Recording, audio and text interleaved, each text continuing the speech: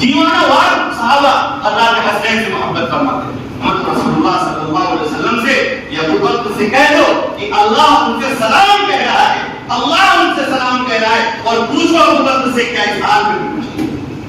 لاؤ قوموں نکال کر کے لاؤ کوئی ایسی تہذیب, کوئی ایسی سویلائزیشن, کوئی ایسی تاریخ, کوئی ایسی سیرت جس کے اقوال بھی محفوظ ہو, جس کے اعمال بھی محفوظ ہو, جس کی تھوکنے کی ادا بھی محفوظ ہو. ہمارے درمیان مفتی سعید فیصل صاحب سے گزارش کروں گا یہ مفتی نذیر صاحب ہیں جو اس ضلع دارالمتی کی بہت ہی معتبر شخص ہے, ان کے ساتھ کرتے ہیں مفتی سعید فیصل صاحب. میں دعوت دوں گا وہ آئے اور اپنے مواعظ سے ہم سب کو مجلہ اور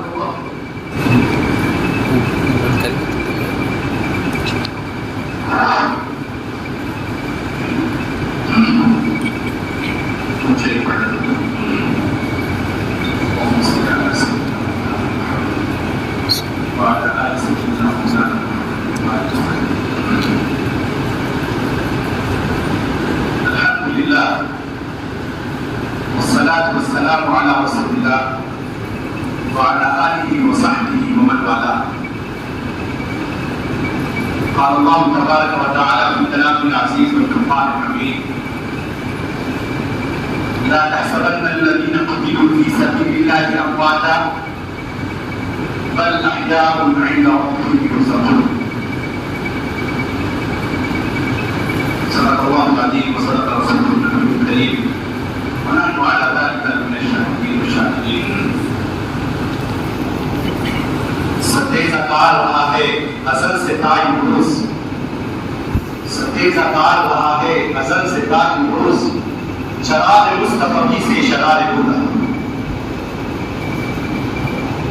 عزیزان کرام قدر, معزز سامعین وقار, حاضرین مجلس, کرام قدر شخصیات, ماہ محرم الحرام کا ذکر عاشرہ ہے. اس میں اہل دل, اہل فکر اور اہل نظر حضرات اس طرح کے پروگرام کا انعقاد کرتے ہیں جس کا مقصد ہوتا ہے کہ سیدنا محمد رسول اللہ صلی اللہ علیہ وسلم کی ذات اقدس اور آپ کی شخصیت سے وابستہ انسانوں جن کے بارے جن کو صحابہ کہا جاتا ہے, جس کی تعریف حضرت مولانا نے ابھی کی, ان کی زندگیاں اور آپ سے وابستہ ہر چیز کا ذکر کیا جائے, اور اس چیز سے اور ان اشخاص سے اور ہستیوں سے اپنی عقیدت, اپنی محبت کا کلی طور پر نہ صرف اظہار کیا جائے بلکہ ان کی تعلیمات, ان کی زندگی, ان کی قربانیوں, ان کی شہادتوں سے سبق حاصل کیا جائے, اور وہ سبق دینا چاہتے تھے ان چیزوں سے. عزیزان کرام قدر, ہم تو انسان ہیں, بحیثیت انسان اللہ رب العزت کا رحم و کرم, عنایات, اس کی رحمتیں ہر وقت ہم پر نازل ہوتی رہتی ہیں, ہر وقت ہم پر نازل ہوتی ہیں. ہم انسان خواہ کسی بھی مذہب سے, کسی بھی دین سے, کسی بھی معاشرے سے, کسی بھی کمیونٹی سے تعلق رکھتے ہوں, قابل ہو, برے ہو, ہمارے اعمال سے اس کا تعلق نہیں ہوتا ہے. تو اللہ رب العزت کی رحمت عامہ جس کو کہتے ہیں, جیسے سانس لینا, صحت کا ہونا, غذاؤں کا ہونا, اور بہت ساری ہم لوگ کا شمار نہیں کر سکتے ہیں, ہمارے اعمال سے اس کا تعلق نہیں ہوتا ہے. اگر اس کے لیے ہمارے اعمال کی شرطیں ہوتی تو قسم خدا کی ایک سیکنڈ کے ہمیں سانس لینے کے قابل ہی تھے, کیونکہ ہماری بدعمالیاں اتنی بڑی ہوئی ہیں کہ اگر قبر آنی ہوتی اور اس کے لیے شرطیں ہوتی تو ہم سب ایک سیکنڈ کے لیے سانس لینے کے بھی حقدار ہیں. لیکن اللہ رب العزت کی جو رحمت ہے, اللہ رب العزت کی جو رحمت ہے وہ متصف ہے اپنی صفت رحمت کی وجہ سے, اور صفت رحمانیت کا ظہور تو ہونا ہی ہونا ہے. ہاں, کچھ رحمتیں خاصہ ہوتی ہیں, وہ ہر ایک کو نہیں ملتی. اتنی سعادت بزور بازو نے مقصد خدا بلائے یہ جو رحمت خاصہ ہوتی ہے وہ خاص لوگوں پر اللہ رب العزت عطا کرتے ہیں. وہ نسبتیں، وہ محبتیں، وہ عنایتیں، وہ توجہات اور رحمتیں، اور اس میں سے خاص رحمت اللہ کا انعام ہے کہ ہم سب کو ملی ہے. جو لوگ یہاں بیٹھے ہوئے ہیں وہ اللہ رب العزت کی ذات و صفات کی، وحدانیت کی، اس کے ایک ہونے کی، اس کے ایک جاننے کی، اس کو ایک ماننے کی، اس کو کارساز ہونے کی، تو توحید کا جو معنی جتنے بھی مفاہیم لیے جا سکتے ہیں وہ ہم سب کے اندر ہے. اللہ کا شکر ہے، اس کے بعد اللہ کا شکر ادا کرنا چاہیے.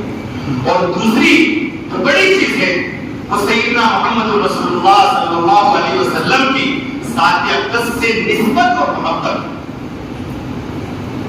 یہ نسبت اور محبت جو ہے اللہ رب العزت نے ہم سب کو عطا کی ہے.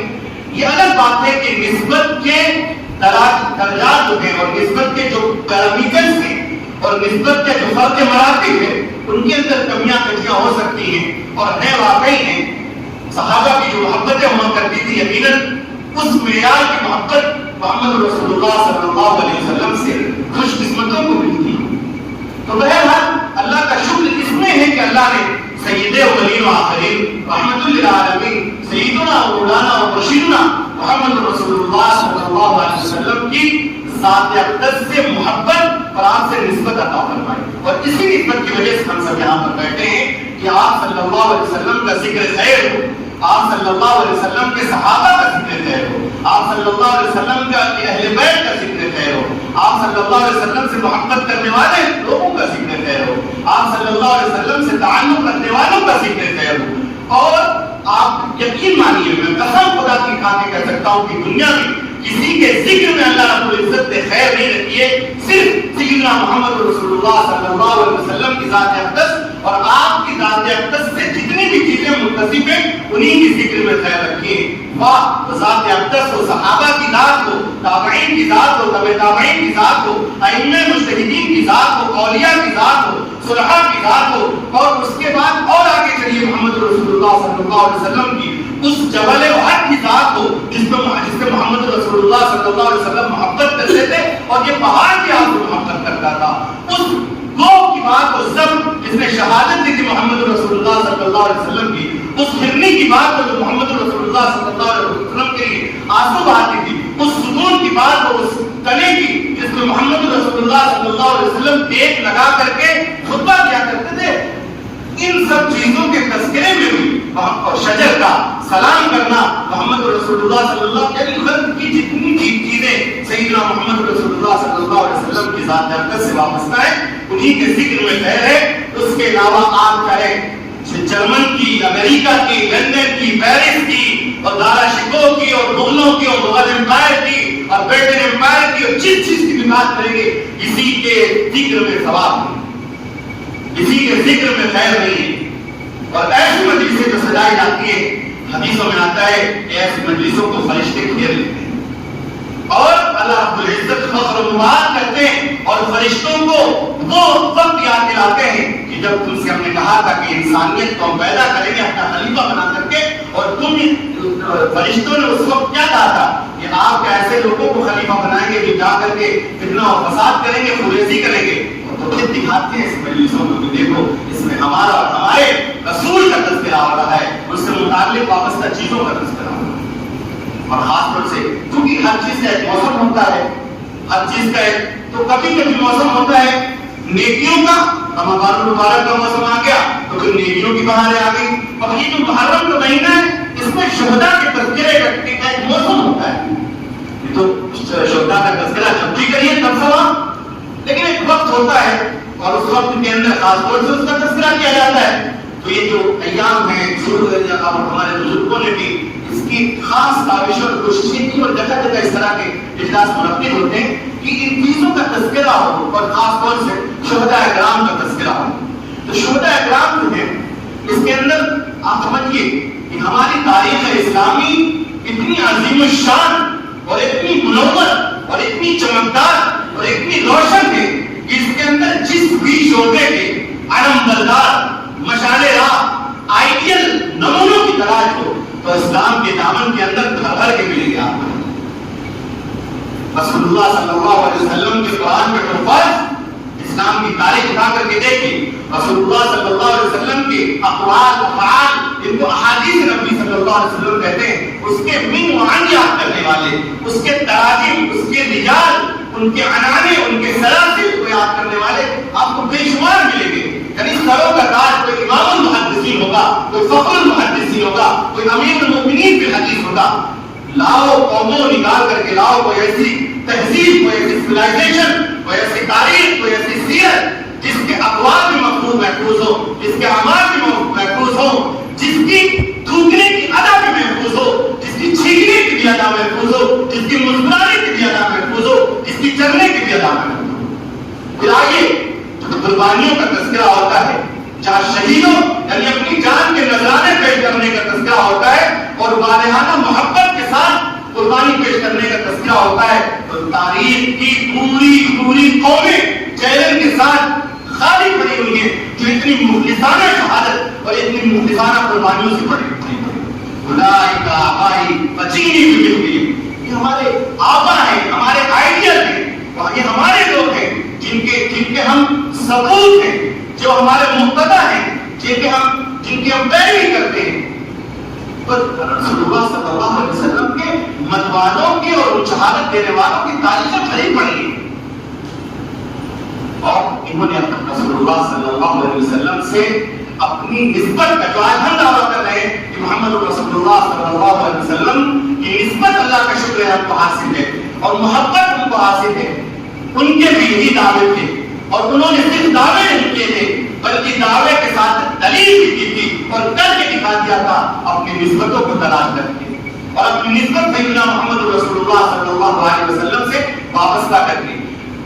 محمد رسول اللہ صلی اللہ علیہ وسلم کی نسبت ایک عجیب چیز ہے، عجیب چیز ہے، جس کو مل جائے اس کو مقدر خواب دیتی ہے، اس کو چمکا دیتی ہے، اس کو نجم منور بنا دیتی ہے، اس کو آفتاب و مہتاب بنا دیتی ہے، اس کو منزلوں کا امام بنا دیتی ہے، اس کو رہنما و پیشوا بنا دیتی ہے، اس کو صحابہ بنا دیتی ہے اور ایسا بنا دیتی ہے کہ پھر ساری دنیا کے امام، محدث، مفکر، مبلغ جیسا کہ مولانا نے کہا مل کر کے کھڑے ہو جائیں تو ان کے گھوڑوں کے کھروں پہ لگنے والی گرد کے برابر نہیں پڑتی۔ نسبت ملی ایک ایسی شخصیت کو، بھائی نسبت رسول اللہ صلی اللہ علیہ وسلم کی کسی کو بھی مل سکتی ہے۔ مولانا کہہ رہے تھے کہ ہمارے بچوں کو خلفائے راشدین کے بھی نام معلوم نہیں ہوتا، ایسا واقعہ نہیں۔ نسبت ملی ایک شخص کو، مکہ کے رہنے والے تھے، لوگ ان کو صرف اتنا جانتے تھے کہ سیدھے سادے ہیں، تاجر ہیں، نیک صفت ہیں، سادہ گھرانے کے رہنے والے ہیں، اس سے زیادہ ان کے بارے میں کوئی جانتا نہیں تھا۔ صدیق ابو بکر صدیق رضی اللہ تعالیٰ عنہ، لیکن اسلام لانے سے پہلے آپ کے تشخص کو اتنا تک مکہ کے رہنے والے ہیں، ایک سیدھے آدمی ہے، شریف الطبع ہے، لیکن جب یہ نسبت سیدنا محمد رسول اللہ صلی اللہ علیہ وسلم کی ملی تو ایک ایسی طاقتور شخصیت سامنے آئی، ایک ایسا وجود سامنے آیا اور ایک ایسی ذات سامنے آئی جو من وعن سیدنا محمد رسول اللہ صلی اللہ علیہ وسلم کا نمونہ بن گئی۔ اصل میں اشارہ کرنا چاہتا ہوں اپنی بات کو اس طرف، جو ترتیب خلافت کے اندر بھی بڑی گفتگو کرتے ہیں، وہ بتاتے ہیں کہ کسی کا حق تھا اور کسی نے مار لیا اور ایسا ہے اور ویسا ہے، وقت بات اسی طرح چلی جائے گی۔ میں چاہتا ہوں کہ گفتگو صرف وہ ہو کہ ہم صحابہ اکرام رضوان اللہ تعالیٰ علیہ اجمعین کے مراتب کو پہچانیں۔ سیدنا ابو بکر رضی اللہ تعالیٰ عنہ کو جو نسبت سیدنا محمد رسول اللہ صلی اللہ علیہ وسلم سے جڑی تو مکہ کے سیدھے سادے تاجر، مکہ کے اس درویش، مکہ کا جو بزرگ تھا، وہ شخصیت صدیق اکبر کہلائی، صدیق اکبر کہلائی، اور ایسی شخصیت کہلائی کہ صحابہ نے گواہی دی انہو قام مقام الانبیاء، کہ سیدنا صدیق اکبر نے نبیوں کے قائم مقام کی، نبیوں کے قائم مقام کی۔ محمد رسول اللہ صلی اللہ علیہ وسلم کے بعد کوئی نبی نہیں آئے گا۔ آپ صلی اللہ علیہ وسلم نے فرمایا تھا لو کان بعدی نبی لکان عمر، کہ اگر میرے بعد کوئی نبی ہوتا تو وہ عمر ہوتے۔ اب آپ تصور کریں کہ رسول اللہ صلی اللہ علیہ وسلم فرماتے ہیں کہ پوری تاریخ انسانی میں سیدنا محمد رسول اللہ صلی اللہ علیہ وسلم کے بعد اگر کسی کو شرف حاصل ہے اور بزرگی حاصل ہے اور مرتبہ حاصل ہے تو سیدنا ابو بکر صدیق رضی اللہ تعالیٰ عنہ. تو نبوت سے بڑا کوئی مرتبہ ہوتا ہے، لیکن حضرت محمد صلی اللہ علیہ وسلم نے نبوت کیا بتائی کہ اگر ہوتی تو عمر کے پاس ہوتی. مفکرین اشعار حدیث لکھتے ہیں کہ رسول اللہ صلی اللہ علیہ وسلم کے اس جان غار کی سیرت پہ جب آپ پڑھیں گے تو آپ خود معلوم ہو جائے گا کہ رسول اللہ صلی اللہ علیہ وسلم نے ایسا کیوں کہا تھا. آپ کو معلوم ہوگا کہ نبی کریم صلی اللہ علیہ وسلم کے جو ساتھی ہیں سیدنا ابو بکر صدیق رضی اللہ تعالیٰ عنہ رسول اللہ صلی اللہ علیہ وسلم کے ہر وقت کے ساتھی، سفر کے، حجر کے، بیٹھنے کے، اٹھنے کے، یار غار، ظلم و ستم میں آپ سب کی میرے پاس الفاظ نہیں ہے. سیدنا محمد رسول اللہ صلی اللہ علیہ وسلم کے اس رفیق کی عقیدت، محبت، قربانیوں کو پیش کرنے کے لیے خلاصہ یہ کہ سب کچھ لٹانے والے تھے محمد رسول اللہ صلی اللہ علیہ وسلم پر. اور رسول اللہ صلی اللہ علیہ وسلم جب غار میں موجود تھے اور اندیشہ ہوا تو کیا فرمایا تھا اللہ رب العزت نے، رسول اللہ رب العزت کے نبی نے کہ لا تخف ان اللہ معنا، کہ ڈرو مت اللہ ہمارے ساتھ ہے. شرح احکام نے اور قرآن کریم کے مفسرین نے اس آیت سے حضرت ابو بکر صدیق رضی اللہ تعالیٰ عنہ کا مرتبہ سیٹ کرتے اور بتاتے ہیں کہ حضرت ابو بکر صدیق کا مرتبہ عمر رضی اللہ تعالیٰ عنہ سے کیسے بڑا ہوا ہے. کہتے ہیں کہ جب حضرت موسیٰ علیہ السلام کی قوم نے کہا انا لمدرکون، فرعون کے خوف سے بھاگے، پورا واقعہ ہے کبھی ہے، تو انہوں نے کہا انا لمدرکون، ہم پکڑ لیے جائیں گے. تو حضرت موسیٰ علیہ السلام نے کہا ان ربی سیہدین، کہ میرے ساتھ ہمارا رب ہے. یہ عربی نہ اگر بیٹھے ہوں گے وہاں نہ بیٹھے معنا اور معیہ کا مطلب اس سے سنگولر اور پلورل جو پروناؤنس ہوتے ہیں ان کا فرق ہے. بچے بھی بیٹھے ہوں گے پڑھنے والے کہ معیہ کا مطلب ہے ود می اور معنا کا مطلب ہے ود اس، یعنی ہمارے ساتھ جتنے بھی ہم لوگ بیٹھے ہیں. تو غار میں دو لوگ تھے. تو رسول اللہ صلی اللہ علیہ وسلم اگر نبوت 7 سال چلتی تو صدیق اکبر 7 میں نبی ہوتے نہ کہ بعد میں نبی ہوتے. جیسے حضرت موسیٰ اور حضرت ہارون 7 میں نبوت پر نبی بنا دیتے. لہذا فرمایا کہ اگر میرے بعد کوئی نبی ہوتا تو وہ عمر ہوتے. لیکن مفسرین نے لکھا ہے کہ اگر نبوت 7 سال چلتی تو صدیق اکبر نبی ہوتے. یہ مقام و مرتبہ ہے صدیق اکبر رضی اللہ عنہ.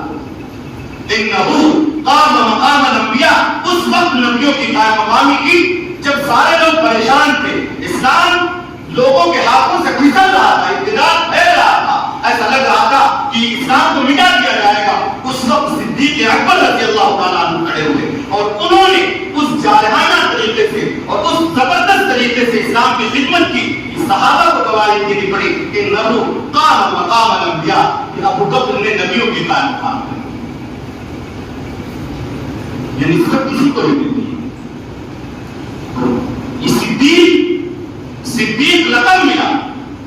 اور پھر روایتوں میں آتا ہے کہ نبی کریم صلی اللہ علیہ وسلم کی خدمت اور اسلام کی خدمت اور اپنی قربانیوں کی وجہ سے صورتحال یہ تھی کہ ایک بڑے تاجر شمار کیے جاتے تھے اور خدمت کرتے کرتے کرتے کرتے یہ حال ہو گیا کہ جسم پہ کاٹ کا کرتا ہے اور کاٹوں کا بٹن لگا ہوا ہے. اور سیدنا محمد رسول اللہ صلی اللہ علیہ وسلم چونکہ سال بچپن سے پلے بڑے ہیں اور ان کی متنوع حالت کو بھی دیکھتے ہیں اور گولا پہنے ہوئے اور ٹاٹ پہنے ہوئے صدیق کو بھی دیکھتے ہیں اور پوچھتے ہیں کہ اس حال میں بھی خوش ہو.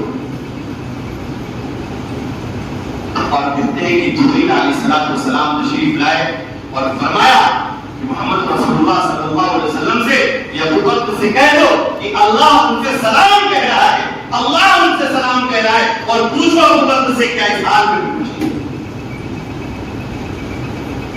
سیدنا محمد رسول اللہ صلی اللہ علیہ وسلم کے یہ ساتھی، رفیق غار، یہ امام، ہم سب کے گلوں کا تاج، کہتے ہیں ہاں میں خوش ہوں، ہاں میں خوش ہوں. کیا اللہ نے مجھے سلام کہا ہے؟ اب تصور کیجئے رب ذوالجلال کسی کو سلام کہتا ہے. یہ سلام بڑے بڑے بادشاہوں کو، بڑے بڑے امپائر رکھنے والوں کو نہیں پہنچے. یہ سلام عقیدت رسول اور محبت رسول اور اپنا رسول اللہ صلی اللہ علیہ وسلم کو سب کچھ مٹا دینے والے ابو بکر صدیق رضی اللہ تعالیٰ عنہ کا ہوتا ہے. یہ نسبت سیدنا محمد رسول اللہ صلی اللہ علیہ وسلم کی عجیب نسبت ہے، جس کو بھی مل جائے. یہ بھی مکہ کے ایک اور شخص تھا،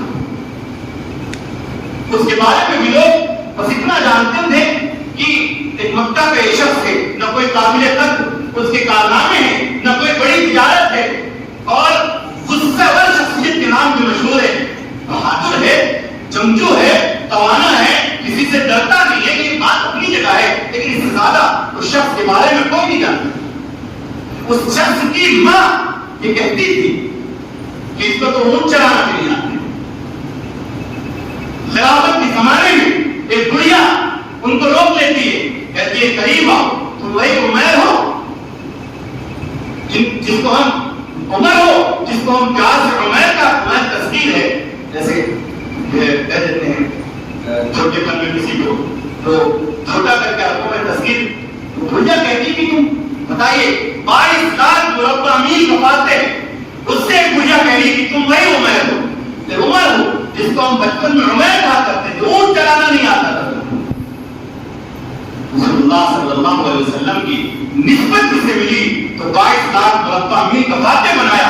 تاریخ دانوں نے لکھا ہے کہ اگر سیدنا عمر بن خطاب رضی اللہ تعالیٰ عنہ جیسا کوئی دوسرا شخص اسلام کو مل جاتا، کوئی دوسرا خلیفہ مل جاتا تو دنیا کے سارے مذاہب آزاد کھانے کی جگہ پر. یہ جلال تھا سیدنا عمر بن خطاب رضی اللہ تعالیٰ عنہ کا. یہ کیسے ملا محمد رسول اللہ صلی اللہ علیہ وسلم کی نسبت اور محبت اور اپنا سب کچھ سیدنا محمد رسول اللہ صلی اللہ علیہ وسلم پر لٹا دینے پر. شہیدوں کی بات آتی ہے تو اس عظیم شان شہید کو کیسے نہیں یاد کیا جا سکتا ہے، جس کی قربانی، جس کے بلبلے، جس کے جذبے، جس کی دور کیسر و کسرا تک پڑتی تھی، جس کی ٹھوکروں میں پرشین اور روزن امپائر کے تاج پڑے ہوئے ہوتے تھے.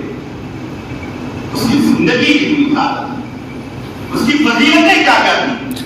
سب مرید ہوتے ہیں، اصل میں ہمارے یہاں مرید کا کانسیپٹ لوگ سمجھتے نہیں ہیں.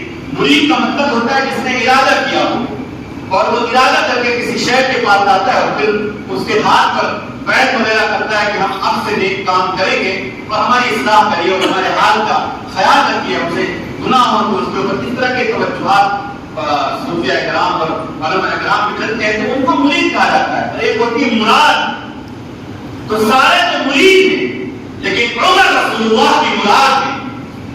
عمر رسول اللہ کی مراد ہے. رسول اللہ صلی اللہ علیہ وسلم نے سیدنا عمر بن خطاب کو اللہ سے مانگا تھا اور دعا کرتے تھے اللہم اعز الاسلام بابی بکر بابی جہل نے ہشام اور عمر بن خطاب، یا اللہ اسلام کو ابو جہل ابن ہشام یا عمر بن خطاب کے ذریعے عزت اور غلبہ عطا کرنا. رسول اللہ صلی اللہ علیہ وسلم نے سیدنا عمر بن خطاب کو دعاؤں میں مانگا تھا. تو سب مرید رسول ہیں اور رسول عمر مراد رسول. رسول اللہ صلی اللہ علیہ وسلم جب کہ حضرت عمر ایمان لے کر کے آئے تو روایتوں میں آتا ہے کہ فرح اہل السماء، آسمان والوں کو بھی خوشی ہوئی اس سلسلے میں کہ عمر اسلام لے آئے. اور روایتوں میں آتا ہے حتی جبریل علیہ السلام آئے وقال استبشر اہل السماء باسلام سیدنا عمر بن الخطاب، کہ اہل سماء کو خوشخبری خوش ہو رہے ہیں کہ حضرت عمر بن خطاب رضی اللہ تعالیٰ عنہ اسلام لے آئے. اور واقعتاً یہ جانباز کی بہادری، یہ دلیر کہ محمد رسول اللہ صلی اللہ علیہ وسلم پر قربان ہونے والی شخصیت جب ایمان لے کر کے آئی تو محمد رسول اللہ صلی اللہ علیہ وسلم کا تو سر فخر سے بلند بھی ہوا. اور وہ کام جو دار ارقم میں چھپ کے کیا جاتا تھا، یعنی اللہ کا سجدہ، نمازیں جو دار ارقم میں چھپ کے پڑھی جاتی تھی وہ اعلانیہ حرم مکی میں پڑھی جانے لگی. اور سب سے پہلا کام جو سیدنا عمر بن خطاب نے کیا کہ نماز کو دار ارقم سے اٹھا کر کے بیت اللہ کے اندر لا کر کے پڑھوانا شروع کیا کہ ہے کسی مائی کے گال میں دم جو محمد رسول اللہ اور ان کے اوپر گرنے والے پروانوں کو نماز سے روک سکے. سیدنا عمر بن خطاب رضی اللہ تعالیٰ عنہ ذات جسم. حضرت عمر بن خطاب رضی اللہ تعالیٰ عنہ کی بہت ساری فضیلتیں مختصر اشارے کرتے چلے جو تو رات گزر جائے گی. یہ داستانیں، یہ ایمان والی داستانیں سنتے سناتے حضرت عمر بن خطاب رضی اللہ تعالیٰ عنہ کے کمالات اور ان کے فضائل بے شمار ہیں. ان میں سے یہ کہ اللہ رب العزت سیدنا عمر بن خطاب رضی اللہ تعالیٰ عنہ کی رائے بھی معطل فرماتے ہیں. 3 یا 4 مقامات ایسے ہیں جس کا خود سیدنا عمر بن خطاب فخر کرتے تھے کہ یہ میرا مشورہ تھا سیدنا محمد رسول اللہ صلی اللہ علیہ وسلم کی، یہ میری رائے تھی، میں اس کے لیے مصر ہوا تھا آقا صلی اللہ علیہ وسلم سے اور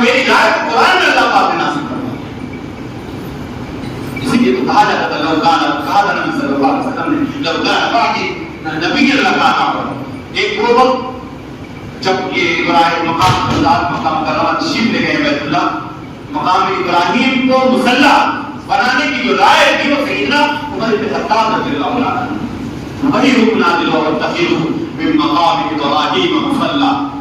ایک دوسرا نبی کریم صلی اللہ علیہ وسلم نبی تھے, وما ينطق عن الهوى, آپ اپنی طرف سے کوئی نہ حکم صادر کرتے تھے نہ کوئی بات کرتے تھے, یا تو قرآن نازل ہوتا تھا یا آپ کے اوپر الہام ہوتا تھا, یا جو ہے حدیث قدسی کے ذریعے کسی بھی طرح رب تعالیٰ کی طرف سے تائید ہوتی تھی, کبھی کوئی حکم رسول اللہ صلی اللہ علیہ وسلم نازل فرماتا ہے, حکم دیتے تھے.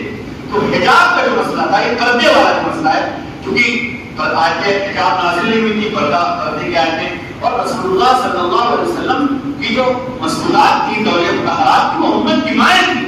اور حضرت عمر رضی اللہ عنہ کو یہ بات اچھی نہیں لگتی تھی کہ لوگ ام المؤمنین اور امت کی ماں کو دیکھیں, کیونکہ ہر طرح کے لوگ ہوتے ہیں. تو رسول اللہ صلی اللہ علیہ وسلم سے کہتے تھے کہ کچھ اس طرح کا نظام ہونا چاہیے کہ ہر طرح کے لوگ آتے جاتے ہیں, اور اماں جو بھی ام المؤمنین ہیں وہ آپ ایسے بے پردہ نہ رہا کریں. لیکن رسول اللہ صلی اللہ علیہ وسلم چونکہ آپ کی زبان سے اگر کچھ نکل گیا تو پھر وہ دونوں اور دو میں اس کو تو کرنا ہے نہ کرنا, تو آپ صلی اللہ علیہ وسلم سب کو نازل فرماتے تھے. اور یہاں تک کہ حضرت عمر حساس تھے, سیرت پڑھنے والوں کو معلوم ہوگا کہ حضرت سودا حضرت سودا جا رہی تھی, بیت الخلا کا نظام اس وقت بھی باہر جانے کا ہوا کرتا تھا, تو دکان کے کہتے اندھیرے میں کہ تم سودا جا رہے ہو, میں نے تم کو پہچان لیا. اس کا مطلب تھا کہ یہ نبی کریم صلی اللہ علیہ وسلم تک بات پہنچے کہ اندھیرے میں بھی پہچان ہو جاتی. حضرت عمر نے پھر آیت حجاب نازل ہوئی اور فرمایا کہ میری رائے تھی جو اللہ رب العزت نے قرآن کریم میں نازل کی. اسی طرح حضرت عمر کی فضیلت میں آیت, اور نبی کریم صلی اللہ علیہ وسلم کے حرم میں جو عورتیں تھیں یعنی ازواج مطہرات, ان میں جب ایک بار اتفاقی ہوئی اور آپ صلی اللہ علیہ وسلم سے جو شہد کھانے کا واقعہ ہے اس پہ آپ ناراض ہوئے, تو حضرت حفصہ جو حضرت عمر رضی اللہ تعالیٰ عنہ کی صحابی تھی اور سیدنا محمد رسول اللہ صلی اللہ علیہ وسلم کے نکاح میں ان کے پاس آپ گئے اور کہا, اور کیا کہا, یعنی وہی بات حضرت عمر نے کہی, عسى ربه ان طلقكن ابتلاه ازواجا خيرا منكن, کہ اللہ تعالیٰ اس بات پر قادر اور یقیناً قادر ہے کہ نبی تم لوگوں کو طلاق دینے اور تم سے اچھے عورتیں ان کے نکاح میں آئیں. اور یہی آیت قرآن کریم کی سے بالکل بعین یاد ہے, عسى ربه ان طلقكن ان يبدله ازواجا خيرا منكن. یہ آیت بعینی, اس میں کوئی حضرت عمر اس کو اپنے فخر مباحات میں فرماتے تھے. اسی طرح جب بدر کے قیدی لائے گئے اور رسول اللہ صلی اللہ علیہ وسلم نے مشورہ فرمایا کہ ان کا کیا کیا جائے, تو خود کے رفیق تھے, رحم دل تھے, معاف کرنے کا ارادہ تھا. ابو بکر صدیق کے رحم دل نرم دل, انہوں نے بھی کہا کہ معاف کر دیں, پھر بہت سے اسلام لے آئیں گے اور ایمان لائیں گے تو اسلام کا ہی غلبہ ہوگا. لیکن حضرت عمر بن خطاب رضی اللہ تعالیٰ عنہ سے مشورہ کیا گیا, تو حضور صلی اللہ علیہ وسلم کو انہوں نے مشورہ کیا اور بہت زبردست مشورہ کیا. وہ استقامت اولو العزم والا جو مشورہ تھا کہ صرف ان کو قتل نہ کیا جائے بلکہ رشتہ دار کو رشتہ دار کو دیا جائے. باپ اگر باپ بیٹا باپ موجود ہو تو بیٹے کو دیا جائے, باپ بیٹا موجود ہو تو باپ کو دیا جائے, بھائی بھائی کو دیا جائے, کہ اسلام کے آڑے میں قرابت داری رشتہ داری اور نسب اور حسب نہیں آتا ہے. ہم ان کو اس لیے قتل کریں گے کہ اسلام پر سب کچھ قربان ہے.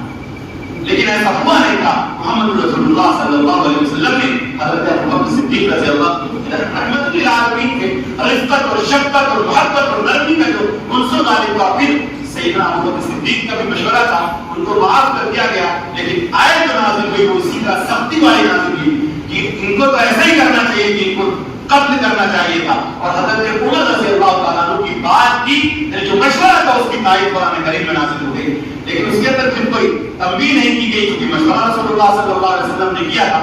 تو غرض کی سیدنا عمر بن خطاب رضی اللہ تعالیٰ عنہ اس مرتبے کے بزرگ, اس مرتبے کے صحابی اور محمد رسول اللہ صلی اللہ علیہ وسلم کے جانثار, ان کو شہید کیا گیا. اور ایسے وقت میں شہید کیا گیا جب امیر المومنین تھے, 22 لاکھ مربع میل کے فاتح تھے.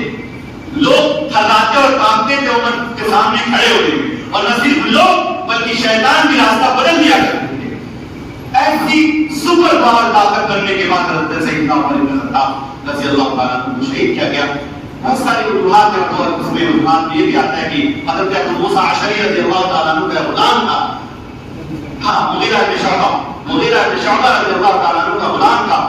اس کئی فنون کو جانتا تھا تو اس کا جو مطلب اس کی جو کمائی یا خیرات کہہ لیجیے جو ان سے حاصل ہوتی تھی وہ زیادہ انہوں نے رکھا تھا. انہوں نے حضرت عمر سے آ کر شکایت کی. حضرت عمر بن خطاب رضی اللہ تعالیٰ عنہ نے پوچھا کہ کیا کیا جانتے ہیں؟ یہ بھی مان لیجیے یہ بھی جانتے ہیں وہ بھی جانتے ہیں اور منشن بنانا بھی جانتے ہیں گھوڑے کوئی کرنا بھی جانتے ہیں یہ بہت سارے کام بھی جانتے ہیں. تو جو کوئی ہر فن مولا ہے اس کی قیمت بھی اچھی ہوگی. تو حضرت نے فرمایا تمہارے فنون اور تمہارے جو فن ہیں جو تم چیزیں جانتے ہو تمہاری صلاحیت کے اعتبار سے تو جو تمہارے رقم ہے وہ تو ٹھیک ہے. اس پہ وہ شخص ناراض ہوا اور پیچھے سے جو رشین امپائر والی تھا اس کے بھی جو جنرل وغیرہ تھے جو سازشیں ہوتی تھی وہ لوگ بھی کار فرما تھے اور بھی بہت ساری وجوہات میں. لیکن جو سامنے کی جو ڈیٹیل ہے اس میں وہ شخص وہ ناراض ہوا. پھر حضرت عمر بن خطاب رضی اللہ تعالیٰ عنہ فجر کی نماز کو تشریف لے کر کے گئے تو وہاں پر چھپا ہوا شخص جو ہے بیٹھا ہوا تھا اور اس نے دو دھاری خنجر سیدنا عمر بن خطاب رضی اللہ تعالیٰ عنہ کو غالباً 4 وار کی اور ایک پیٹ میں جو ناف تھا کیا وہ بہت شدید تھا جو آنکھ وغیرہ بھی اس پہ کر دی. اور حضرت عمر بن خطاب رضی اللہ تعالیٰ عنہ نے یہ پڑھے حضرت عبد الرحمن بن عوف کو رک دیا اور انہوں نے مختصر نماز پڑھائی.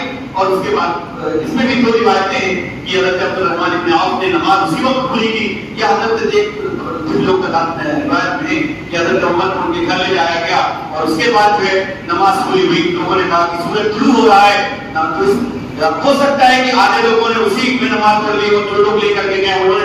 پر اس مسئلے کی کہنے کا مقصد یہ ہے کہ نماز میں عظیم الشان جو ہے جلیل القدر صحابی کو امیر المومنین کو نماز کے اندر شریک کیا گیا. اور وہ شخص جو ہے کہ رسول اللہ صلی اللہ علیہ وسلم کے زمانے میں نماز کی جو صفحہ ہوتی تھی اس کو درست رکھنے پہ بڑی تنبیہ کی جاتی تھی اور صحابہ کرام بھی اس کا بڑا خیال رکھتے تھے. اور جو حرمین شریفین کی لوگ نماز سنتے ہوں گے تو اس میں باقاعدہ امام ہر نماز سے پہلے ان تسمیۃ الصفوف کا جو اعلان کرتا ہے کہ صفوں کو سیدھا کریں یہ ایمان کا جز ہے. تو اس طرح سے سب بندگی کی کندھے سے کندھا مضبوطی کے ساتھ ملتا تھا. آسانی سے کوئی نہیں کر سکتا. وہ شخص جو بھاگا ہے تو تقریباً 11-12 لوگوں کو اس نے زخمی کیا ہے جس میں سے بعض روایت میں 6 اور بعض روایت میں 9 لوگ اس صفوں میں شہید ہوئے. لیکن نماز جیسا وہ جاری رہا اس کو پڑھا گیا اور جب حضرت عمر کو ہوش آیا تو نماز کے بارے میں سب سے پہلے پوچھا اور پھر فرمایا کہ جو نماز نہیں پڑھتا اس کا اسلام میں کوئی حصہ نہیں. ان شہیدوں ان عظیم شہیدوں کا جو میسج ہے جو سبق ہے وہ اس طرح اشارہ کرتا ہے. میرے عزیز دوستوں میرے بزرگوں پھر تواضع اور انکساری کا عالم اور اللہ سے ڈرنے کا جو عالم تھا اس کی ان چیزوں کو غور کیجیے. ان چیزوں کو غور کرتے نہیں ہیں لوگ کہ جب رسول اللہ سے حضرت سیدنا عمر بن خطاب رضی اللہ تعالیٰ عنہ کی شہادت سے پہلے جو بیماری کا وقفہ تھا جو انجرڈ تھے پریشان تھے ان کو لگا کہ اب وہ بچیں گے نہیں تو اپنے بیٹے سے کہا کہ جاؤ اما عائشہ سے پوچھو کیا اپنے دوستوں اپنے رفیقوں کے ساتھ ان کو دفن کرنے کی اجازت دی جائے گی. اور یہ مت کہنا کہ امیر المومنین عمر بن خطاب نے بھیجا ہے بلکہ کہنا عمر نے بھیجا ہے. کیوں؟ کیونکہ امیر المومنین جو ہوتے ہیں ان کی جو استفسارات جو ہوتے ہیں وہ میں حکم کا درجہ رکھتے ہیں. اور انہوں نے رسول اللہ صلی اللہ علیہ وسلم سے بات سن رکھی تھی کہ کسی کا مال کسی کی چیز اس کی طیب نفس کے خاطر کے علاوہ بغیر اس کی مرضی کے نہیں حاصل کیا جا سکتا ہے. ہو سکتا ہے ہم اگر امیر المومنین کو سنیں تو ہم عائشہ ہمارے منصب ہمارے جاہ و جلال یا ہماری عظمت یا ہماری کسی اور چیز کا خیال رکھتے ہوئے اجازت دے دیں. جب وہ واپس حضرت اما عائشہ کے پاس گئے اور انہوں نے پوچھا ان کے حضرت سیدنا عمر بن خطاب کے بیٹے نے کہ ابا جان پوچھ رہے ہیں عمر پوچھ رہے ہیں کہ کیا میں اپنے دوستوں اپنے رفیقوں کے ساتھ اپنے ساتھیوں کے ساتھ دفن ہو سکتا ہوں. ان کو حجرہ عائشہ ہے جس میں سیدنا محمد رسول اللہ صلی اللہ علیہ وسلم حضرت عمر آرام کرتے ہیں. تو انہوں نے کہا کہ یہ جگہ میں نے اپنے لیے خاص کر رکھی تھی لیکن عمر کی بات ہے تو میں اپنے حق سے کرتا ہوں. تو جب واپس آئے آپ غور کریں کہا کہ جب میرا انتقال ہو جائے اس کے بعد دروازے پر میرے جنازے کو رکھنا اور پھر پوچھنا کہ عمر حاضر ہونے کی اجازت چاہتا ہے. اگر اجازت دیں تو دفن کرنا اور پھر جا کر کے عامت المسلمین کے قبرستان میں لے جا کر کے دفن کر دینا. یہ احساس اور تواضع اور انکساری کا یہ بعد جب ان کے بیٹے دانوں پر سر رکھے ہوئے تھے تو کہا کہ ہمارا سر زمین پر رکھو. اس حالت میں کوئی بیٹا باپ کا سر زمین پر تو نہیں رکھ سکتا ہے. تردد ہوا, نہیں کہا رکھ دو زمین پر, اور اپنا دانت زمین پر رکھتے اور اس کو رگڑتے اور کہتے یہ دعا اس طرح کہتے کہ میں لوگوں ہلاک ہوں اور اس کی جلنے والی میری ماں کی ہلاکت کے بارے میں. اپنی تواضع اور انکساری کا یہ عالم سیدنا عمر بن خطاب اپنی آخرت کی اتنی فکر کہ ہمارا کیا ہوگا. ہم لوگ تھوڑا داڑھی کرتا ٹوپی اور تسبیحات میں آ گئے تو ہم جنت کے اولین درجے کے امام متقین ہم اپنے آپ کو سمجھنے لگتے ہیں. لیکن وقت کا سب سے بڑا بزرگ اس دنیا سے رخصت ہو رہا ہے اور اس کو اپنی آخرت کی فکر ہے کہ نہ جانے عمر کا کیا ہوگا, نہ جانے عمر کا کیا ہوگا. لوگ آتے آپ کو تسلی ہوتی ہے, آپ ایسے ہیں, آپ نے تو رسول اللہ کی مساعدت کی ہے, آپ کو آپ کی اتنی قربانیاں ہیں.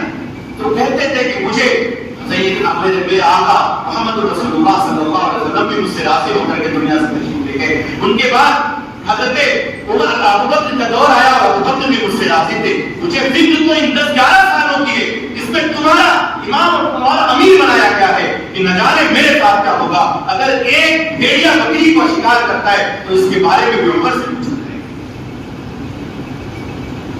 یہ بھی سیدنا عمر بن خطاب رضی اللہ تعالیٰ عنہ کی عظیم شان شہادت. کتنا سوال ہے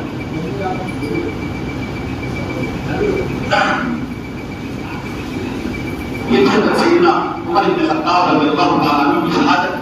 میں نسبتوں کی جو بات کر رہا ہوں, اگر نسبتوں کی بات نبی کریم صلی اللہ علیہ وسلم کے ایک ادنا غلام کی جائے تو پتہ نہیں کتنا وقت چاہیے اس کی سیرت بیان کرنے میں. تو یہ وہ تھے تو جو غلاموں کے شہنشاہ تھے, آقا کے دیوانے اور پروانے تھے. انہیں نسبتوں میں سے ایک نسبت میری مکہ کے ایک شخص کو جس کو عثمان بن عفان کہا جاتا ہے, جس کی قربانیوں کا یہ عالم تھا, جس کی ملازمی کا یہ عالم تھا, جس کی محبتوں کا یہ عالم تھا اور جس کی حیا کا یہ عالم تھا, سیدنا محمد رسول اللہ صلی اللہ علیہ وسلم بھی فرماتے تھے کہ عثمان سے تو ملائکہ اور فرشتے بھی حیا کرتے ہیں. جس کی قربانیوں کا یہ عالم تھا کہ اس نے اپنا سب کچھ اللہ کے دین کے لیے اور محمد رسول اللہ صلی اللہ علیہ وسلم کی ذات اقدس کے لیے بالکل وقف کر دیا تھا. صورت حال یہ ہے کہ ملینئر پرسنالٹی تھی, ایسی شخصیت اس وقت دنیا میں ڈھونڈنے چلے گئی. سیدنا عثمان غنی, عثمان بن عفان, ان کے نام کے ساتھ ہی عثمان دا ریچسٹ کا لفظ لگتا ہے. عثمان غنی اور عثمان دا ریچسٹ, یہ شخصیت سیدنا عثمان بن عفان کی اور فضائل و مناقب کے لیے یہی کافی ہے کہ محمد رسول اللہ صلی اللہ علیہ وسلم نے حضرت سیدنا عثمان بن عفان کے نکاح میں جبکہ بات دیگر اپنی 2 بیٹیاں اور فرمایا کہ اگر میری 40 بیٹیاں بھی ہوتی تو میں عثمان کے ساتھ. یہ تھی سیدنا عثمان بن عفان رضی اللہ تعالیٰ عنہ کی شخصیت, اور شخصیت اتنی عظیم تھی کہ وقت مختصر ہے, صلح حدیبیہ کا موقع ہے. حضرت نبی کریم صلی اللہ علیہ وسلم کو خواب میں بتایا گیا, خواب آیا کہ عمرہ کر رہے ہیں اور نبیوں کا خواب معمول ہوتا ہے, جیسے حضرت ابراہیم علیہ السلام کا خواب ابھی مدینہ گیا, انی ارا فی المنام انی اذبحک فانظر ماذا ترى, خواب میں دیکھا کہ بیٹے کو قربان کر رہے ہیں تو حکم قربانی ہوا. تو نبیوں کا جو خواب دکھایا جاتا ہے کہ حکم ہوتا ہے اللہ کا, حکم ہوا کہ اللہ کی طرف سے عمرے کا حکم ہو رہا ہے. اور اس وقت جو ہے کیونکہ دہشت بہت زیادہ تھی, جا کر کے حدیبیہ کے مقام پر ٹھہرے اور حضرت عثمان رضی اللہ تعالیٰ عنہ کو مکہ میں نہ بھیجا اور کہا کہ جو ہے ہم لوگ عمرہ کرنے آئے ہیں, جن کا کوئی ارادہ نہیں ہے, اور بتانے کے لیے گئے. حضرت عثمان رضی اللہ تعالیٰ عنہ جب واپس نہیں آئے تو یہ ہوا کہ حضرت عثمان کو لگتا ہے شہید کر دیا گیا, اور یہ خبر ساتھیوں میں پھیل گئی. ساتھ صحابہ تھے, رسول اللہ صلی اللہ علیہ وسلم تک جب یہ خبر پہنچی تو آپ بھی بہت نتیجہ اور بہت غصہ ہوئے, اور پھر وہی کہا صلی اللہ علیہ وسلم نے بیعت, اور بیعت کی جنگ کی بیعت کی, ہم تو کرنے آئے عمرہ لیکن ہم مکے کی عید سے ملانا ہے, اور ہاتھ اپنا رکھا اور سب سے بیعت لی, اور پھر دوسرا ہاتھ کہا کہ عثمان کا ہاتھ ہے. یعنی اپنا دست مبارک جو ہے سیدنا محمد رسول اللہ صلی اللہ علیہ وسلم نے فرمایا کہ یہ عثمان کا ہاتھ ہے, اور اس طرح کے شخص میں کوئی دوسرا صحابی نہیں ملتا ہے جس کے بارے میں اس طرح فرمایا ہو کہ گویا کہ یہ ہاتھ میرا نہیں عثمان کا ہاتھ ہے.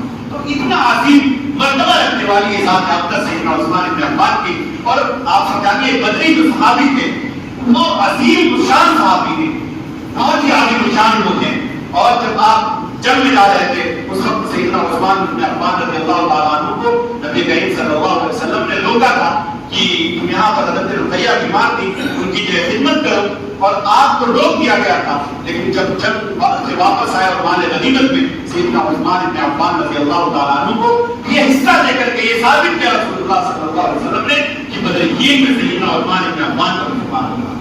اور یہ معلوم تھا کہ آنے والے لوگ ٹھکانا دیں گے کہ عثمان پیچھے رہ گئے تھے، تاکہ یہ حصہ دے کر کے یہ بھی ان کی زبان کو محمد رسول اللہ صلی اللہ علیہ وسلم نے اسی وقت خاموش کر دیا تھا. مسلمان کے اوپر کوئی کام کچھ نہیں کر سکتا ہے.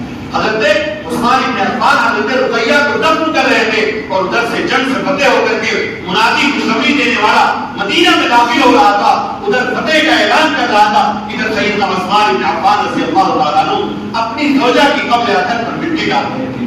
یہ اپنی جان قربانیاں ہیں سیدنا عثمان بن عفان رضی اللہ تعالیٰ عنہ کی. اس مال کے خرچ کرنے میں تو ان کے واقعات بے شمار ہیں، آپ بیان نہیں کر سکتے ہیں کہ کتنی قربانیاں ہماری سیدنا عثمان بن عفان رضی اللہ تعالیٰ عنہ نے دی.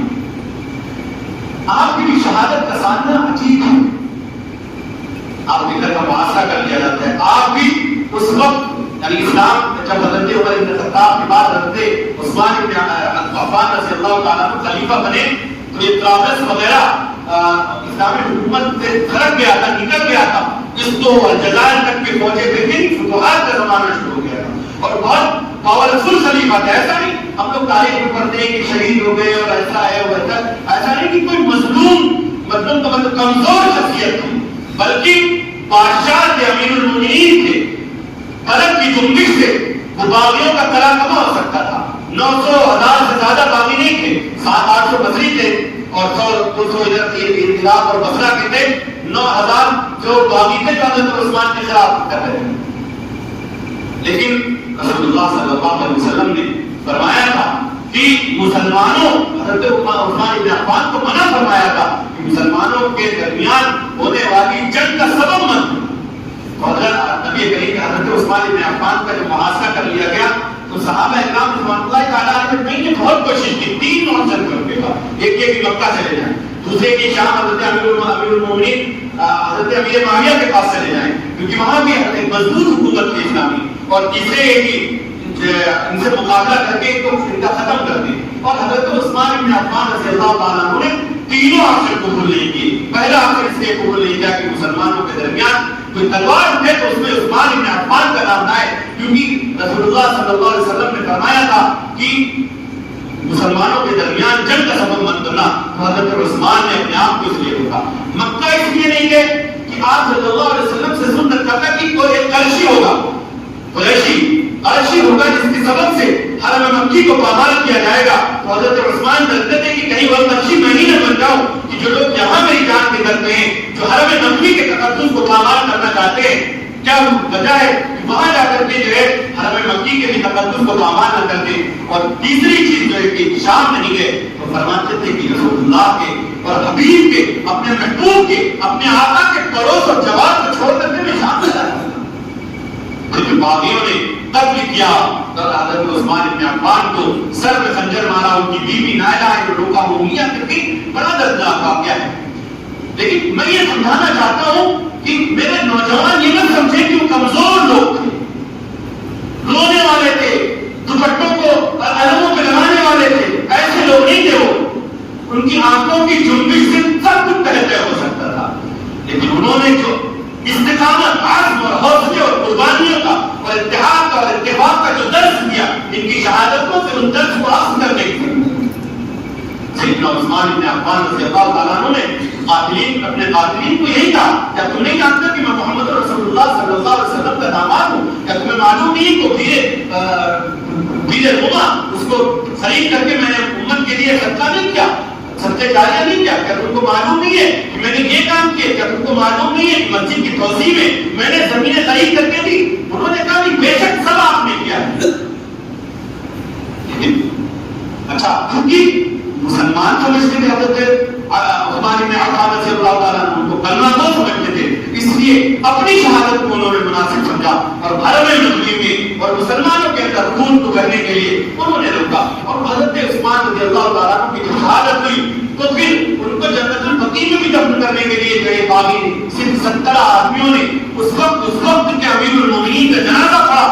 ان کے اپنے باپ کے اندر ان کی تکلیف ہوئی. تو میسج میں دینا چاہتا ہوں ہمارے نوجوانوں کو, ہمارے بزرگوں کو, اس میسج کو اخذ کرنے کی کوشش کریں. یہ ایک نسبت سیدنا علی المرتضیٰ کو ملی جو نبی کے گھرانے والے تھے, اور پھر ایسی شخصیت پیدا ہوئی کہ نبی کریم صلی اللہ علیہ وسلم نے فرمایا انا مدینۃ العلم وعلی بابها, کہ میں علم کا شہر ہوں, علی اس کے دروازے. اگر حضرت سیدنا علی کرم اللہ وجہہ کی ذات اقدس پر روشنی ڈالی جائے وقت اتنا مختصر ہے. اب دیکھیں اس ذات اقدس کو بھی جو چوتھے خلیفۃ المسلمین امیر المومنین ہیں بالترتیب میں, ان کو بھی ان لوگوں نے قتل کر دیا. رسول اللہ صلی اللہ علیہ وسلم نے حضرت خود علی کرم اللہ وجہہ فرماتے کہ میرے بارے میں دو لوگ جو مجھ سے سب سے زیادہ نفرت کرتے اور مجھ سے حد سے زیادہ غلو سے زیادہ محبت کرتے ہیں, یہ دونوں کے دلوں کو گاہ.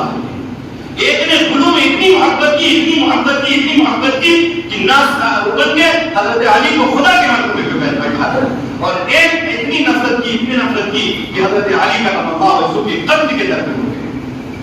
قربانیاں ہیں, یہ شہادتیں ہیں جو بتاتی ہیں کہ اگر کسی چیز کو آپ نے حق سمجھ لیا تو پھر جم جائیے تم استقاموا. تو قرآن کہتا ہے جب جم جائیے تتنزل علیکم الملائکہ, جب تم جم جاؤ گے تو تمہارے اوپر فرشتے کی دنیا میں نازل ہوں گے. اور کیا کہیں, اللہ تخافوا, ڈرو مت, ولا تحزنوا, خوف کرنے کی ضرورت نہیں, وابشروا بالجنۃ التي کنتم توعدون, اور تم کو اس جنت کی بشارت اور خوشخبری یہی دی جاتی ہے جس سے تمہارا وعدہ تم سے یہ وعدہ کیا ہے. تو ان لوگوں کو جو ہے استقامت کا جو مرتبہ ہے, جو استقامت کی جو معیار ہے, تو کوئی کو حاصل تھا, اور ان لوگوں کو جنت کی بشارتیں اور خوشخبریاں دنیا میں مل رہی تھی. جیسا کہ مولانا نے بتایا کہ 10 لوگوں کو تو ڈائریکٹ رسول اللہ صلی اللہ علیہ وسلم نے فرمایا جنتی. اور جب وقت ہو محرم الحرام کا, تو اگر نسبت کی شہنشاہ اور نسبتوں کے امام اور نسبت کے سب سے بڑے علمبردار اور نبی کریم صلی اللہ علیہ وسلم کے لفظ جگر اور نور نظر حضرت حسین کا تذکرہ نہ ہو تو پھر تذکرہ باقی رہ جاتا ہے, تشریح باقی رہ جاتی ہے. نبی کریم صلی اللہ علیہ وسلم کے یہ جو دو جلالے, دو نور نظر ہیں, یہ ایسی شخصیتیں کہ بچپن سے لے کر کے نبی کریم صلی اللہ علیہ وسلم جب تک کہ زندہ رہے جگر گوشوں سے اس طرح سے محبت کی ہے کہ حدیث میں جو ذخیرہ مرتب کیا ہے کہ پڑھنے والا عشش کرتا رہ جاتا ہے کہ کیا وہ اس طرح بھی محبت کر سکتا ہے. لوگ کہیں گے کہ نانا ہے اور نانا نواسوں سے محبت کرتے ہی ہیں. میں کہوں گا یہ کوئی عام نانا نہیں ہے اور نہ کوئی عام نواسے ہیں. نانا سید الانبیاء ہے اور جو نواسے ہیں وہ سیدہ شباب اہل جنہ ہیں, جنت کے نوجوانوں کے سردار. ان کے فضائل, ان کے مناقب بے شمار ہیں, شمار نہیں کر سکتے. نبی کریم صلی اللہ علیہ وسلم ان کو بچپن میں لیتے تھے گود میں اور ان کی خوشبو سونگتے تھے بچوں کو جیسے لیتے تھے اور گلا سے کس کے چھنٹاتے تھے اور ایک بہت کس کے اسمیل کرتے تھے اور کہتے تھے ہمارا ہٹایا میرے دنیا, یہ میرے دنیا کے پھول تھے. محمد رسول اللہ صلی اللہ علیہ وسلم نے فرمایا الحسین منی وانا من الحسین, کہ حسین مجھ سے اور میں حسین سے. اس طرح کی بشارتیں کہ نواسے سے جو محبت کا جو تقاضا ہے کہ محمد رسول اللہ صلی اللہ علیہ وسلم کی, تو اس محبت کے تقاضے کو جو اخذ کیا ہے صحابہ کرام رضوان اللہ تعالیٰ نے, وہ بھی دیکھنے کی بات ہے کہ محبت جو کرتے تھے نبی اس طرح سے محبت کرتے تھے نواسے سے, اسی طرح صحابہ کرام رضوان اللہ تعالیٰ علیہ بھی ان شہزادوں سے محبت کرتے تھے, جان دل سے زیادہ محبت کرتے تھے. اور جب مخاطب کرتے تو کہتے تھے میرے ماں باپ مجھے قربان. ایک مرتبہ حضرت علی اور حضرت ابوبکر صدیق رضی اللہ تعالیٰ عنہ مسجد سے تشریف لے آئے. باہر عصر کے بعد کا وقت تھا, دو بچے کھیل رہے تھے, اس میں حضرت حسن بھی موجود تھے. جب حضرت ابوبکر صدیق کے سامنے آئے تو انہوں نے کہا کہ میرے ماں باپ تم پر قربان, تم اپنے نانا سے ملتے ہو, اپنے باپ سے نہیں ملتے ہو. حضرت علی اس پہ ہنسنے لگے کہ حضرت ابوبکر نے حضرت حسین حسن کو گود میں اٹھایا اور بہت پیار کیا. نبی کریم صلی اللہ علیہ وسلم منبر پر تشریف فرما رہے تھے اور یہ شہزادے آ جاتے تھے تو آپ جمعہ کا خطبہ ہے, اس وقت بھی خود اٹھ کر کے، کسی سے بھی اشارہ کر سکتے تھے کہ بچے کو اٹھا لو، لیکن خود اتر کے جاتے تھے اور شہزادوں کو اٹھا کے لا کر کے ممبر پہ ساتھ میں بٹھاتے تھے، پھر خطبہ دیتے تھے، پھر اپنے بچوں پھر پیار کرتے تھے، پھر خطبہ دیتے تھے، پیار کرتے تھے اور کہتے حضرت حسن کے بارے میں کہا کہ یہ میرا بیٹا حقیقی معنوں میں سردار ہے۔ ایسے ممبر پہ بیٹھ کر کے حضرت سیدنا محمد رسول اللہ صلی اللہ علیہ وسلم نے حضرت حسن کے بارے میں فرمایا۔ حضرت حسن رضی اللہ تعالیٰ عنہ اور حضرت حسین رضی اللہ تعالیٰ عنہ مشابہت بھی محمد رسول اللہ صلی اللہ علیہ وسلم سے ملتے بھی بہت تھے۔ حضرت حسن جو ہے نبی کریم صلی اللہ علیہ وسلم کے جو سینے سے اوپر تک حصہ تھا اس سے مشابہت رکھتے تھے، اور حضرت حسین جو تھے یہ جو نیچے کی باڈی ہے قامت ہے اس سے مشابہت رکھتے تھے۔ اور جب صحابہ رضوان اللہ تعالیٰ علیہ اجمعین ان کو دیکھتے تھے تو نبی کریم جب ان کو ساتھ دیکھتے تھے تو ایسا لگتا تھا کہ محمد رسول اللہ صلی اللہ علیہ وسلم کی زیارت فرما رہے ہیں۔ دیوانہ وار صحابہ حضرت حسین سے محبت فرماتے تھے، اور اس محبت کا تقاضا بہت سی، چونکہ جو میں بات بتانا چاہ رہا ہوں کہ حضرت حسنین کے بارے میں اور حضرت عمر کے بارے میں اور نہ جانے کیا کیا اہل بیت کے بارے میں ایسی خرافات پھیلائی جاتی ہیں کہ ایسا لگتا ہے کہ ان کے حقوق جو حقوق قسم نعوذ باللہ کر لیے گئے اور کیا کیا بتایا۔ میں یہ بتانا چاہتا ہوں کہ جو لوگ اتنی محبت کرتے تھے وہ شہزادوں کے حق سب کر سکتے تھے۔ رسول اللہ صلی اللہ علیہ وسلم یہ شہزادے حضرت عمر بن خطاب بدری صحابی، اس وقت حضرت حسنین بدری کے وقت تو پیدا بھی نہیں ہوئے تھے، بلکہ ان کی اماں ابا کی شادی بھی نہیں ہوئی تھی، لیکن حضرت عمر رضی اللہ تعالیٰ عنہ نے ان کے بدری صحابہ کے جو وظیفے مقرر کیے تھے شہزادوں کے بھی وہی وظیفے مقرر کیے۔ حضرت عمر بن خطاب رضی اللہ تعالیٰ عنہ جب محبت کا تقاضا ہے، اس کے ایک واقعہ بڑا پیارا ذہن میں آ گیا، اس کو پیش کر کے انشاءاللہ جو مختصر ہے بات ختم کریں گے۔ حضرت سیدنا بلال رضی اللہ تعالیٰ عنہ ایسی شخصیت، اللہ اکبر، ایک حبشی غلام تھے، نصیحت نصورت، یہ جو میں لفظ استعمال کر رہا ہوں اس اعتبار میں جو ان کی حبشہ کے لوگوں کی شکل ہوتی ہے ہمارے سروں کے تاج ہیں، ہم ان کی گھوڑوں کے پیر کے کھر کے گرد کے برابر بھی نہیں۔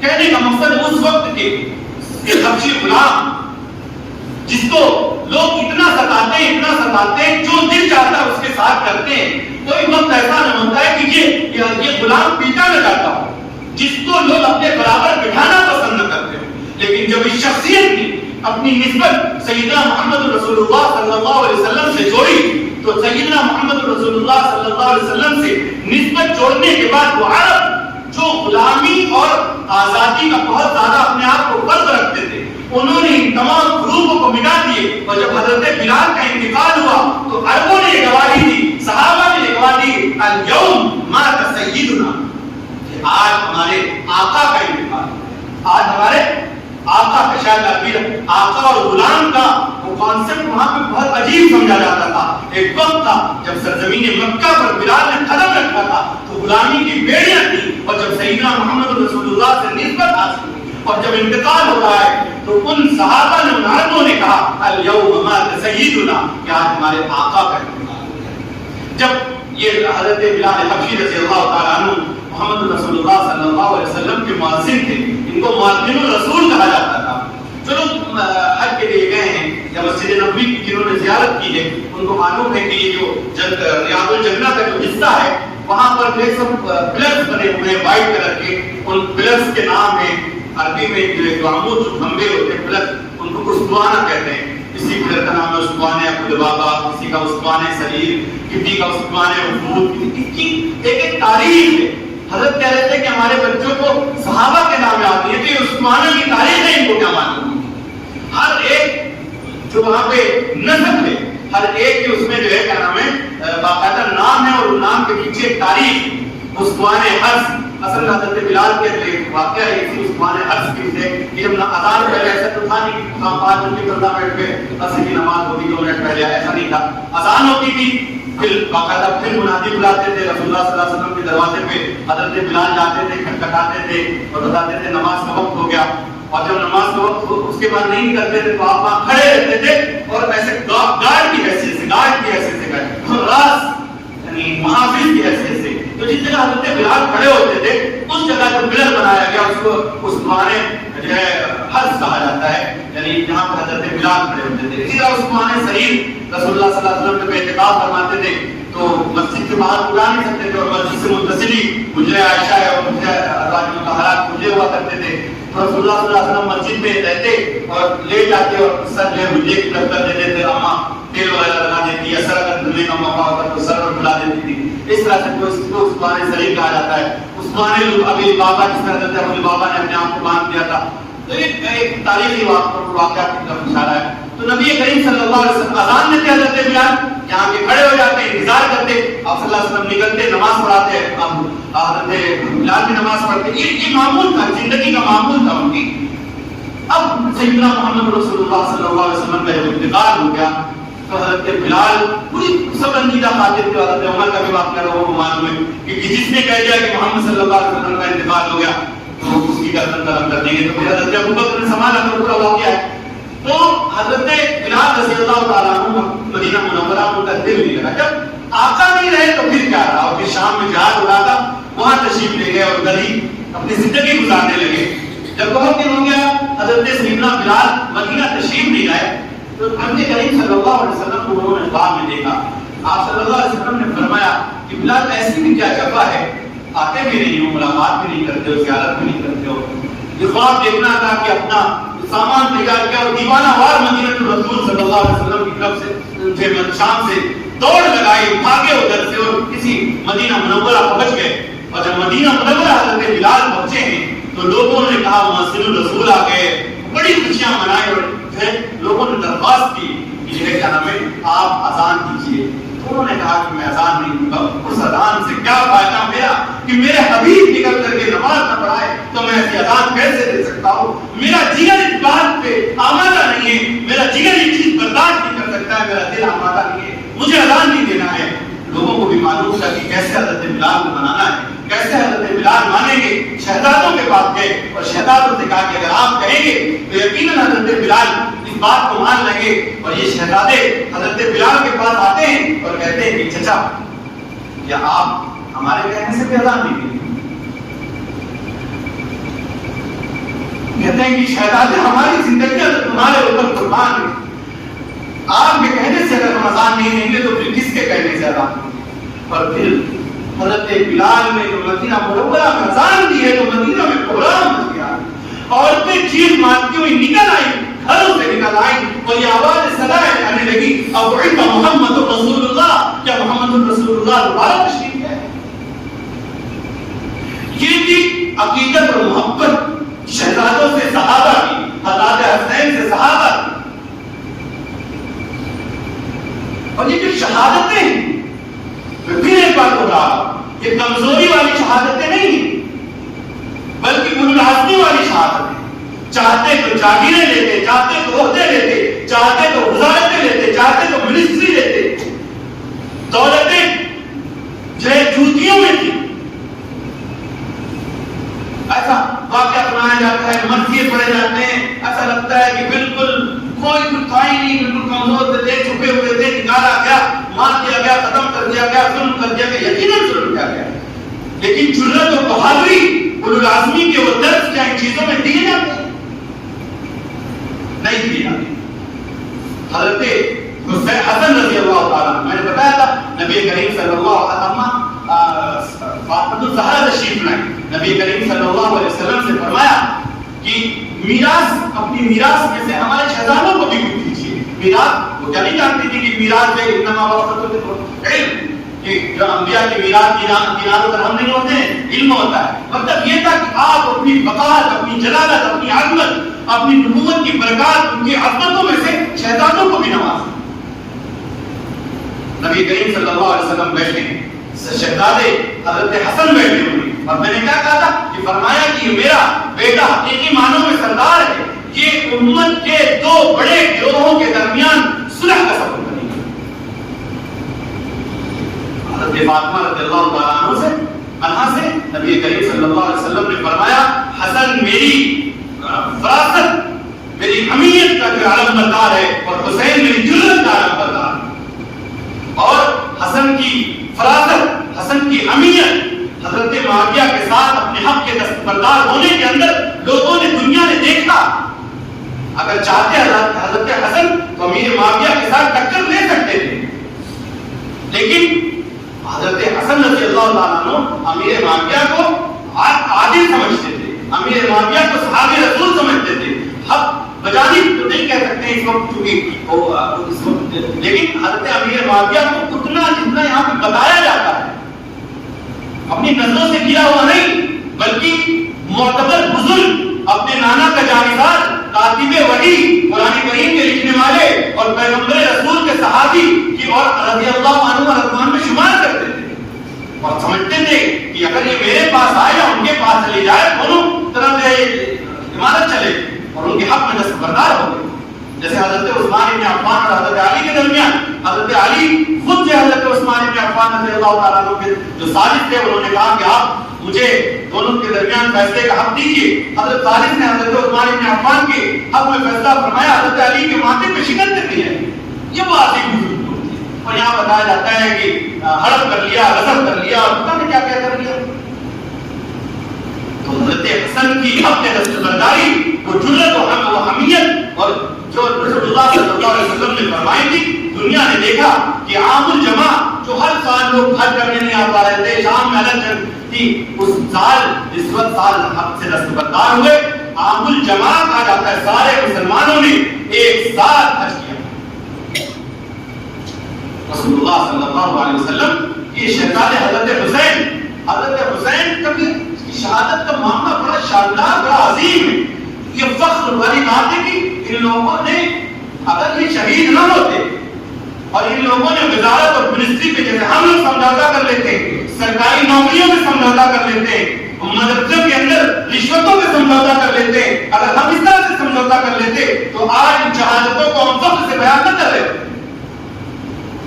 جب مدینہ منورہ سے رسول اللہ صلی اللہ علیہ وسلم کے شہزادے حضرت حسین نکل رہے تھے، کوفہ والوں نے ان کو جو خطوط بھیجے کہ آپ تشریف آئیے اور ہمارے حال کی اصلاح کیجیے اور ایسا ہے ویسا ہے، جو بھی ان کا ہزاروں خط آئے، جھولے بھر بھر کے خط آئے.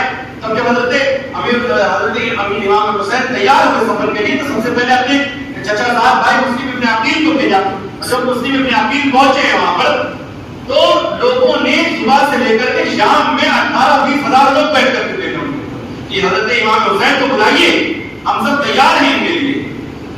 اور جب وہاں بیٹھا ابن زیاد جب اس نے چوری کری اور اپنے سپاہی بھیجے اور لوگوں کو بھیجا کہ سب کیا ہو رہا ہے، تو پھر جو شام تک جو لوگ بیٹھ کر کے آئے ہوئے تھے، جس طرح ان کا فگر بن رہا تھا اتنی تیزی سے فگر گھٹا اور رات کے سمے کے وقت میں حضرت جعفر ابن عقیل مسلم ابن عقیل کوفہ کی گلی میں تنہا کھڑے تھے، راستہ بتانے والا کوئی نہیں تھا کہ راستہ کہاں جانا ہے.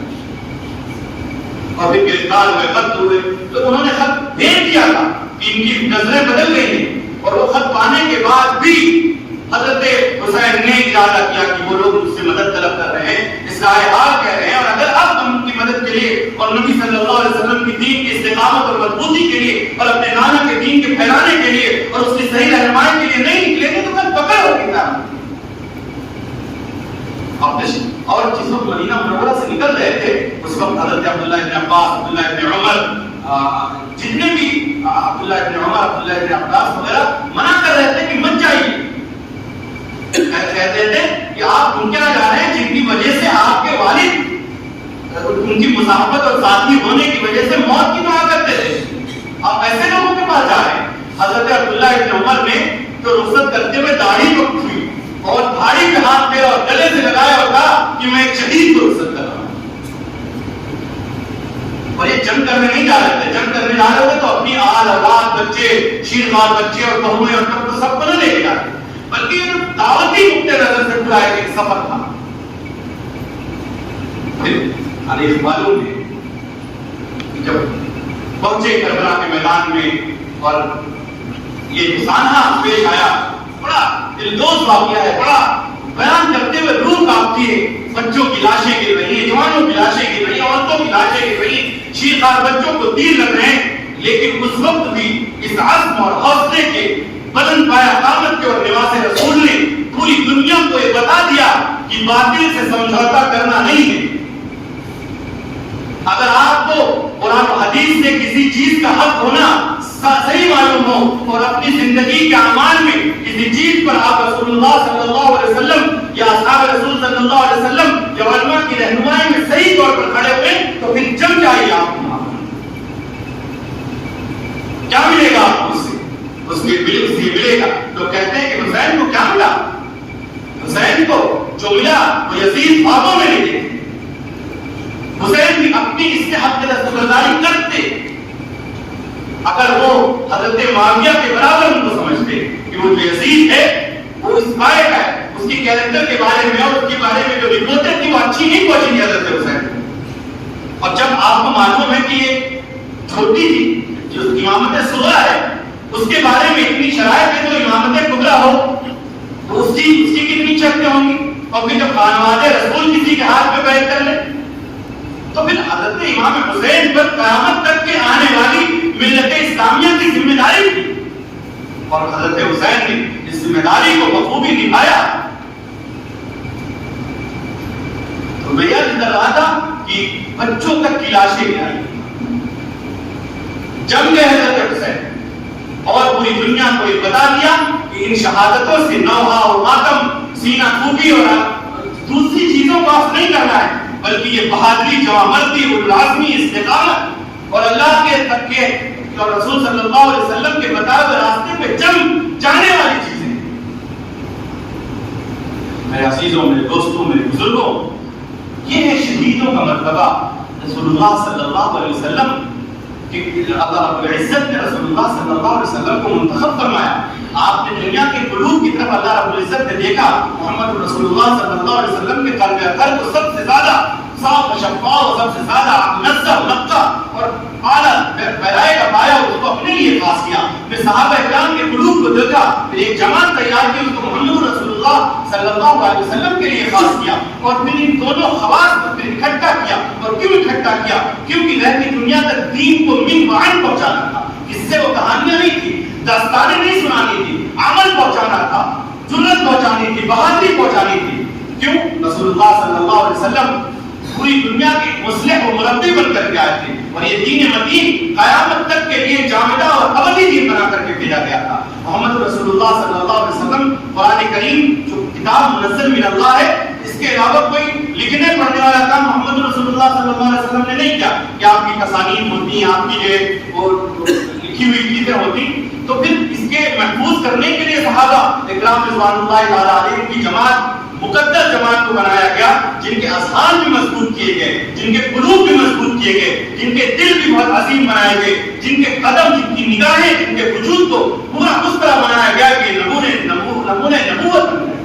اور صحابہ اکرام رضوان اللہ تعالیٰ علیہ نے وہ چیزیں کر کے دکھائی. میرے عزیزوں, میرے دوستوں, میرے بزرگوں, نبی کریم صلی اللہ علیہ وسلم کے جیانوں کی یہ شہادتیں جو ہیں وہ ساری شہادتیں ایک سلسلے وار شہادتیں ہیں. اگر ان شہادتوں کے تسلسل کو نہیں سمجھا جائے گا اور کہیں سے اٹھا کر کے نوحہ خوبی اور مظلومانہ شہادت کے راہ لگاتے جائیں گے تو اسلام کی پوری تصویر ہی مست ہو کر کے رہ جائے گی. لہٰذا اپنے بچوں کو 3 باتیں سکھائیں.